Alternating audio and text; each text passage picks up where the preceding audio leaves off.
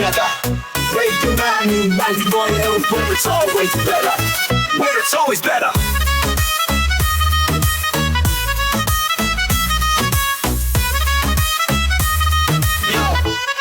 Yo, सुबह का सूरज या शाम का रंग, we bring you joy हर जुबान का धन. Community की बात हम हैं आपके साथ, let's spread the love. चलो मिल के साथ tune in, turn up, दिल से बात करो. Radio मानो ताकि गुरु FM के साथ चलो. Every voice counts, हर लम्हा यहाँ चलो बात करके देखते हैं. Let's all shine on. Yo, let's all go. सेहत की बात और dreams to share. Radio Manu Duro FM, we're always there. From unity to joy, we bring the light. Every word, every tune makes everything right. Listen up, it's time to unite. Radio Manu Duro FM, shining bright. Dill se suno, we love and care. Chalo baat karke dekhte hain, let's take it there. So come along for the ride. Radio Manu Duro FM, we're by your side. चलो बात करके देखते हैं. Your voice, your guide.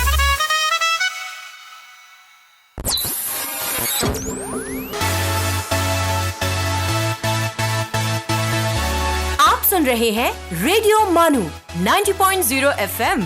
चलो बात करके देखते हैं.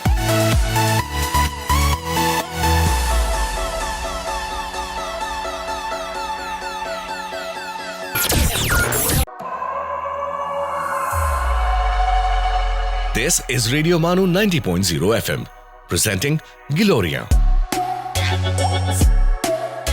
आदाब सामीन, मैं हूं आपका होस्ट और दोस्त अबरार रहमान. इस कड़ी के तहत हम आपको मशहूर ज़माना मुसन्निफ़ों की ज़िंदगी और उनके मकबूल तख्लीक सुनाएंगे. आज इस शख्सियत के बारे में हम बात करने जा रहे हैं, वो हैं शहादत हसन मंटू. मंटू की ज़िंदगी भी उनके लिखे हुए अफसानों की तरह न सिर्फ दिलचस्प थी बल्कि मुख्तसर भी थी. सिर्फ 42 साल 8 माह और 4 दिन तक ज़िंदा रहने वाले मंटू ने इसका ज़्यादातर हिस्सा अपनी शराइत पर गुजारा, जिसमें कम से कम एहतियात के साथ ज़िंदगी गुजारी. अगर उर्दू न बोलने वाला तबका उर्दू शायरी की शनाख्त गालिब से करता है तो अफसाने के लिए इनका पॉइंट ऑफ व्यू या रेफरेंस मंटू होगा. शहादत हसन मंटू 11 मई 1912 को समराला लुधियाना में एक कश्मीरी घराने में पैदा हुए. इनके वालिद का नाम मौलवी ग़ुलाम हुसैन था और वो पेशे के एतबार से जज थे. वो अपने वालिद की तीसरी बीवी से पैदा हुआ था और जब मंटू की तालीम व तरबियत की बात आई तो वो रिटायर हो चुके थे. इनका मिजाज सख्त था, इसलिए मंटू को वालिद की मोहब्बत नहीं मिली. मैट्रिक में 2 बार फेल होने के बाद 3rd डिवीज़न में इम्तिहान पास किया. वो उर्दू में फ़ेल हो गया. वालिद की सख्ती ने उनमें बगावत का जज्बा पैदा कर दिया था. स्कूल के दिनों में इनका पसंदीदा मशगला अफवाहें फैलाना और लोगों को बेवकूफ़ बनाना था. मैट्रिक के बाद इन्हें अलीगढ़ भेज दिया गया, लेकिन वहाँ से ये कहकर निकाल दिया गया कि इन्हें तबदक है. बाद अज़ा इसने FA में दाखिला लिया. पढ़ाई कम और आवारागर्दी ज़्यादा की और ज़्यादा एक रईस ने इसे शराब से मुतारिफ़ करा दिया और वो जुए का आदी हो गया. इसके अलावा मंटू को तवील अरसे से कोई शौक़ नहीं था. वो तबीयत में बेचैन था. मंटू इन दिनों एक होटल में अक्सर जाते थे, जहां एक दिन उसकी मुलाकात मैगज़ीन मसावात के एडिटर अली इकबारी से हुई. उन्होंने मंटू की जहानत और उसके अंदरूनी खलफशार को महसूस किया. उन्होंने नहायत खलूस और दरमंदाना अंदाज में मंटू की तरफ रजू किया और उसे कुछ किताबें पढ़ने पर आमादा किया. मिस्टर बारी की फरमाइश पर मंटू ने विक्टर ह्यूगी की किताब का तर्जुमा सरगश्त ऐसर के नाम से 10-15 दिनों में ही किया. बारी साहब को बहुत पसंद आया. बाद में इन्होंने किताब की तदवीन की और मंटू पहली बार मुसन्निफ़ बने.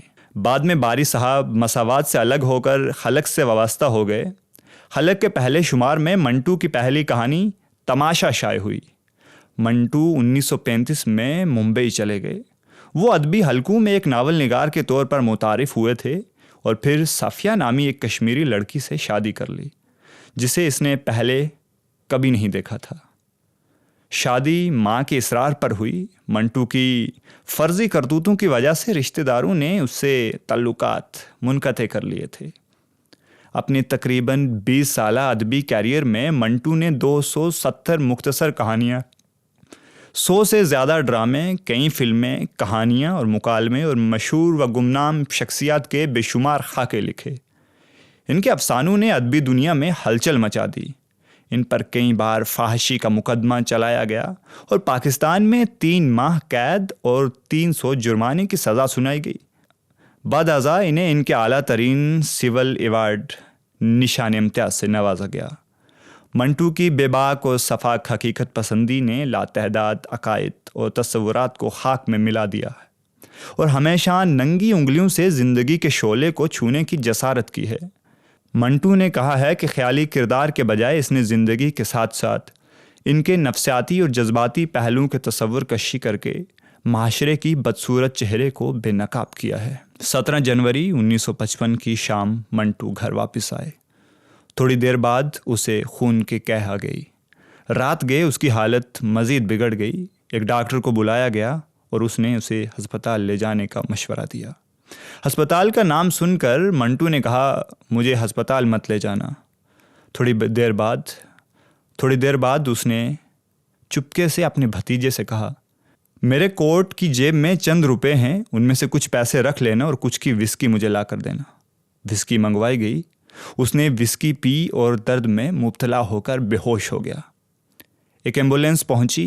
एक चम्मच विस्की उसके मुंह में डाली गई, लेकिन एक कतरा हलक से नीचे न गया। इनके मुंह से सब बाहर निकल आया। इसी एम्बुलेंस में डालकर अस्पताल ले जाया गया और रास्ते में ही शहादत हसन मंटू अल्लाह ताला को प्यारे हो गए। सामीन, आइए लेते हैं एक छोटा सा ब्रेक। कहीं जाइएगा मत, सुनते रहिए रेडियो मानू। आप सुन रहे हैं गिलोरिया रेडियो मानू 90.0 FM के अफसाने।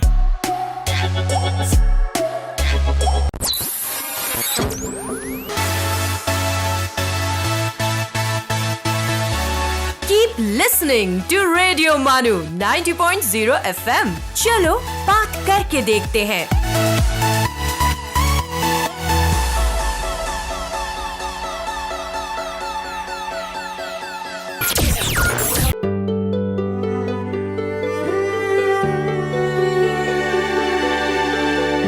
Let's listen to अर्ज किया है। आदाब, मैं हूं डॉक्टर हशमत। अर्ज किया है में आज हम बात करेंगे पतरस बुखारी की। पतरस बुखारी 1 अक्टूबर 1898 को पेशावर में पैदा हुए। असल नाम सैयद अहमद शाह बुखारी था। उर्दू अदब में पतरस के कलमी नाम से मशहूर हुए। अंग्रेज़ी में एमए करने के बाद गवर्नमेंट कॉलेज लाहौर में अंग्रेज़ी के उस्ताद मुकर्रर हुए। बाद में ऑल इंडिया रेडियो से वाबस्ता हो गए और यहाँ कई बरसों तक डायरेक्टर जनरल रहे। पतरस बुखारी ने अगरचे बहुत कम लिखा है, लेकिन शोहरत बहुत हासिल की है। पतरस के मज़ाहिया मज़ामीन का मजमुआ मज़ामीन पतरस कुल 10 मज़ामीन पर मुश्तमिल है, मगर इस मुख्तसर किताब में क़हक़हों की एक दुनिया आबाद है। उन्होंने अंग्रेज़ी अदब से फ़ायदा उठाया। उनकी तहरीरों पर अंग्रेज़ी तर्ज की छाप नुमायाँ है। उनकी इबारत में शोखी, शगुफ्तगी, रवानी और बेसाख्तापन है। सीधी सादी बातों से मिजाह पैदा करना, लफ्ज़ों के उलटफेर से जुमले चुस्त करना और ख़ुद को मजाक का मौजू बनाकर अपने ऊपर हंसना उनका ख़ास अंदाज़ है। वो ज़िंदगी की छोटी छोटी सच्चाइयों पर नज़र रखते हैं और पढ़ने वालों को खूब हंसाते हैं। उनकी ज़राफ़त निहायत खुशगवार असर छोड़ती है। अर्ज़ किया है में आप सुन रहे थे बातें पतरस बुखारी की। आपसे होगी दोबारा मुलाकात इस उम्मीद के साथ। आदाब।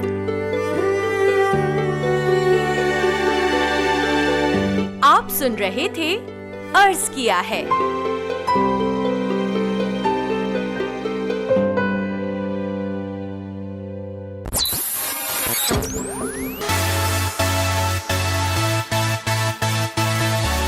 दिस इज रेडियो मानू 90.0 FM। चलो बात करके देखते हैं।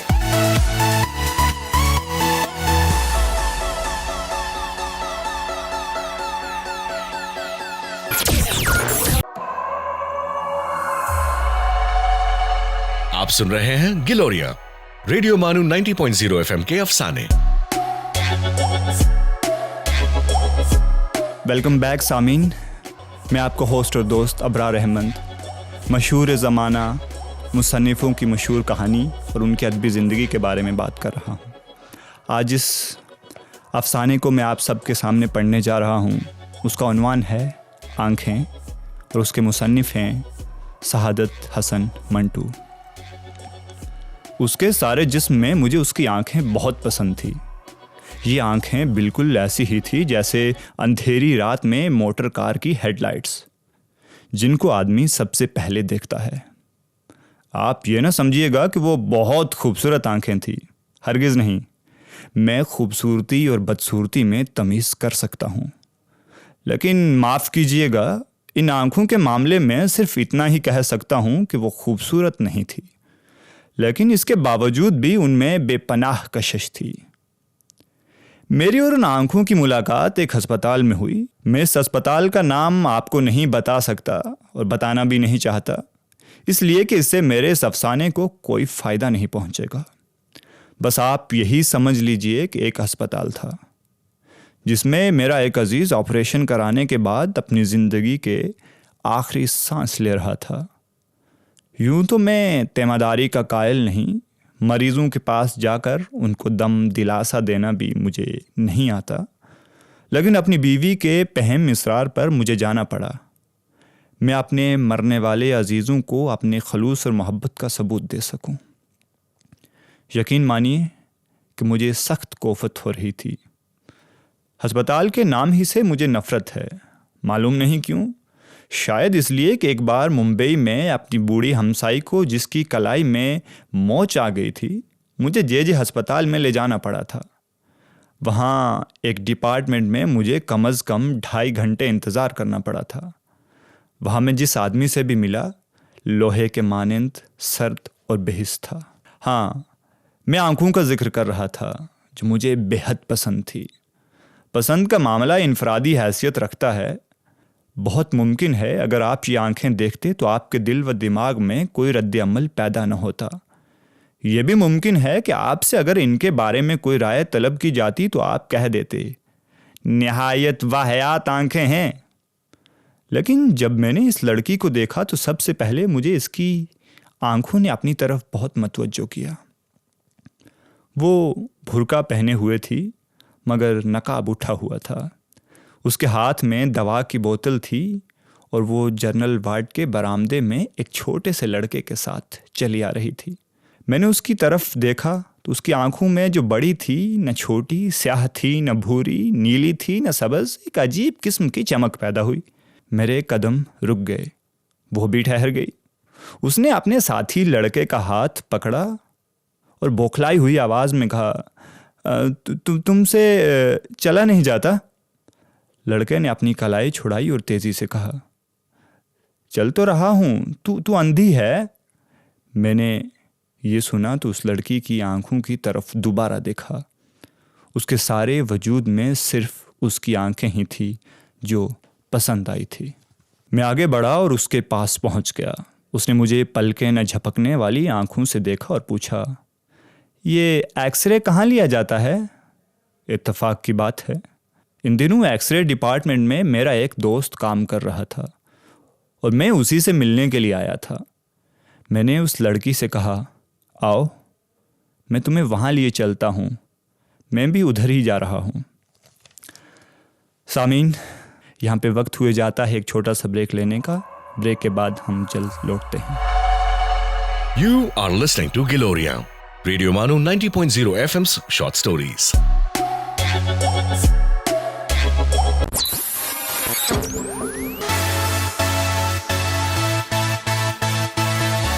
सुनते रहिए रेडियो मानो 90.0 FM। चलो बात करके देखते हैं।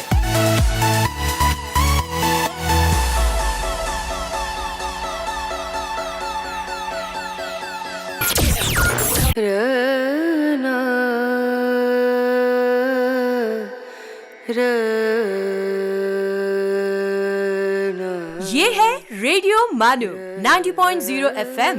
आइए अब सुनते हैं the mindful minute.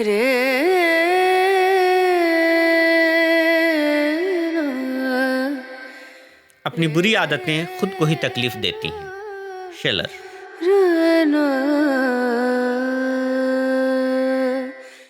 Do what you can, where you are, with what you have. Teddy Roosevelt.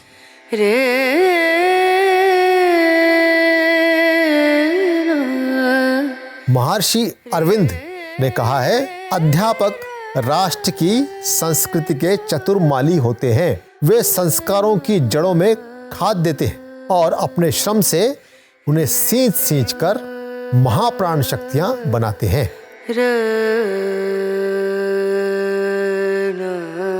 This is Radio Manu 90.0 FM. You were listening to the Mindful Minute.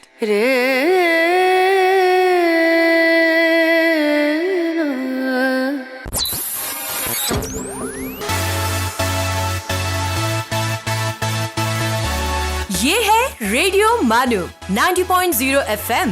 चलो बात करके देखते हैं।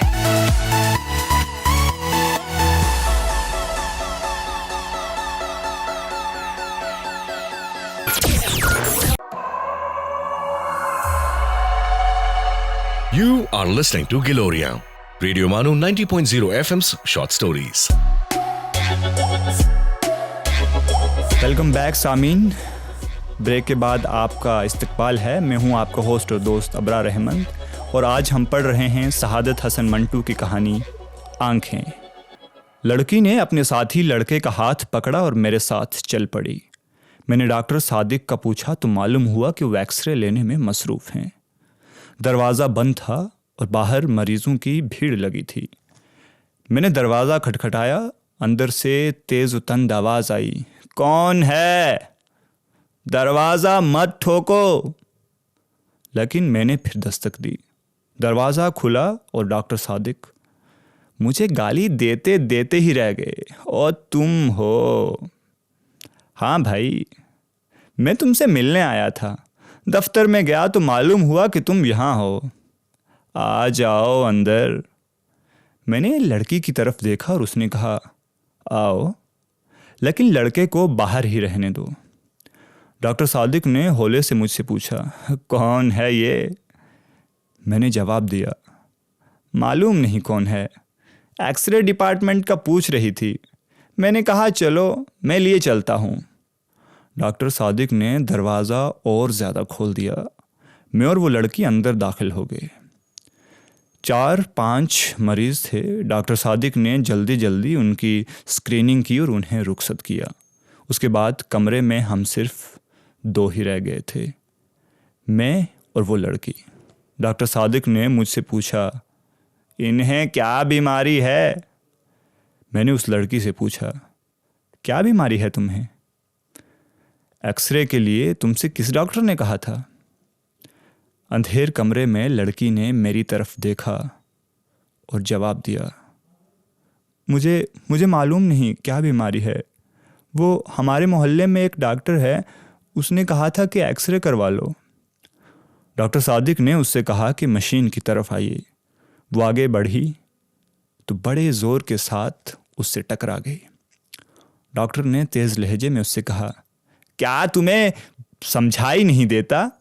क्या तुम्हें दिखाई नहीं देता? लड़की खामोश रही। डॉक्टर ने उसका बुर्का उतारा और स्क्रीन के पीछे खड़ा कर दिया। फिर उसने स्विच ऑन किया। मैंने शीशे में देखा तो मुझे उसकी पसलियां नज़र आई। उसका दिल भी एक कोने में काले से धब्बे की सूरत में धड़क रहा था। डॉक्टर सादिक 5-6 मिनट तक उसकी पसलियों और हड्डियों को देखता रहा। उसके बाद उसने स्विच ऑन कर दिया और रोशनी करके मुझसे मुखातिब हुआ, छाती तो बिल्कुल साफ है। लड़की ने मालूम नहीं क्या समझा कि अपनी छातियों पर, जो काफ़ी बड़ी बड़ी थी, दुपट्टे को दुरुस्त किया और भुर्का ढूंढने लगी। भुर्का एक कोने में मेज़ पर पड़ा था। मैंने बढ़कर उसे उठाया और उसके हवाले कर दिया। डॉक्टर सादिक ने रिपोर्ट लिखी और उससे पूछा, तुम्हारा नाम क्या है? लड़की ने भुर्का ओढ़ते हुए जवाब दिया, जी मेरा नाम हनीफ़ा है। हनीफ़ा। डॉक्टर सादिक ने उसका नाम पर्ची पर लिखा और उसको दे दिया। जाओ ये अपने डॉक्टर को दिखा देना। लड़की ने पर्ची ली और कमीज के अंदर अपनी अंगिया में उड़स ली। जब वो बाहर निकली तो मैं गैर अदारी तौर पर उसके पीछे पीछे था, लेकिन मुझे उसका पूरी तरह एहसास था कि डॉक्टर सादिक ने मुझे शक की नज़रों से देखा था। इसे जहाँ तक मैं समझता हूँ, इस बात का यकीन था कि इस लड़की से मेरा ताल्लुक़ है। हालांकि जैसा आप जानते हैं, ऐसा कोई मामला नहीं था, सिवाय इसके कि मुझे उसकी आंखें बहुत पसंद थी। मैं उसके पीछे पीछे था। उसने अपने साथी लड़के की उंगली पकड़ी हुई थी। जब वो तांगू के अड्डे पर पहुंची तो मैंने हनीफा से पूछा, तुम्हें कहाँ जाना है? उसने एक गली का नाम लिया तो मैंने उससे झूठ मूठ का कहा, मुझे भी उधर ही जाना है, मैं तुम्हें तुम्हारे घर छोड़ दूंगा। मैंने जब उसका हाथ पकड़कर टांगे में बिठाया तो मुझे महसूस हुआ कि मेरी आंखें एक्सरे का शीशा बन गई हैं। मुझे उसका गोश्त पोस्ट दिखाई नहीं देता था, सिर्फ ढांचा नज़र आता था। लेकिन उसकी आंखें वो बिल्कुल साबित व सालिम थी, जिनमें बेपनाह कशिश थी।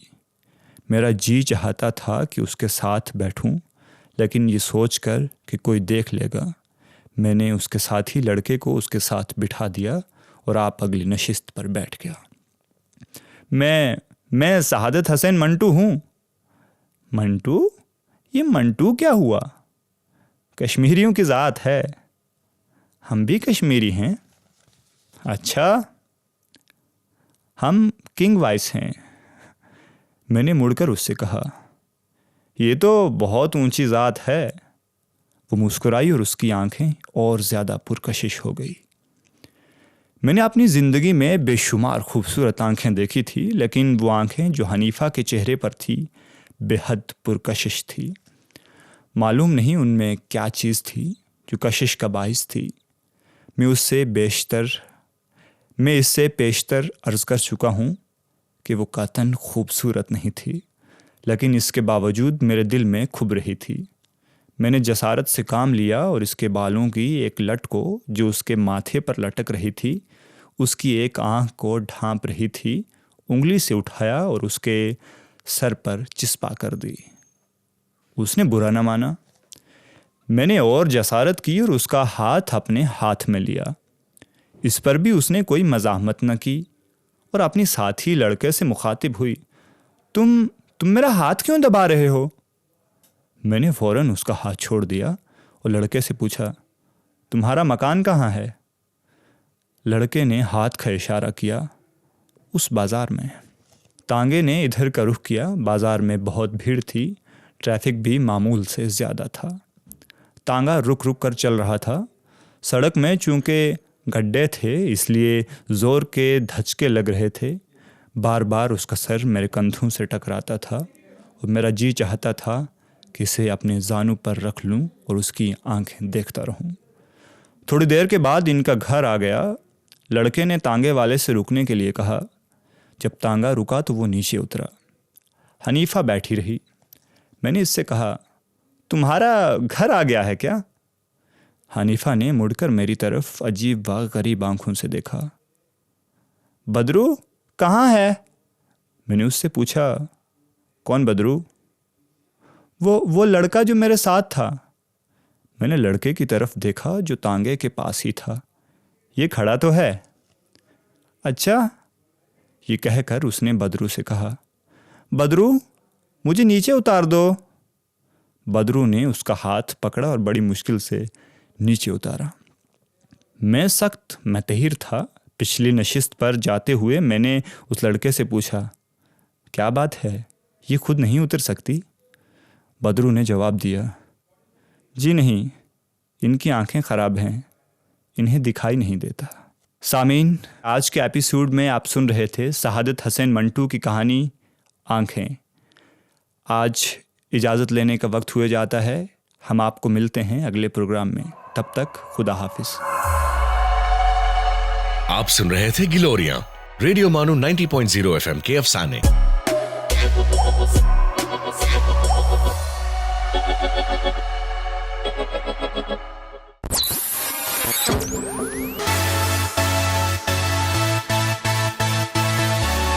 दिस इज रेडियो मानू 90.0 FM।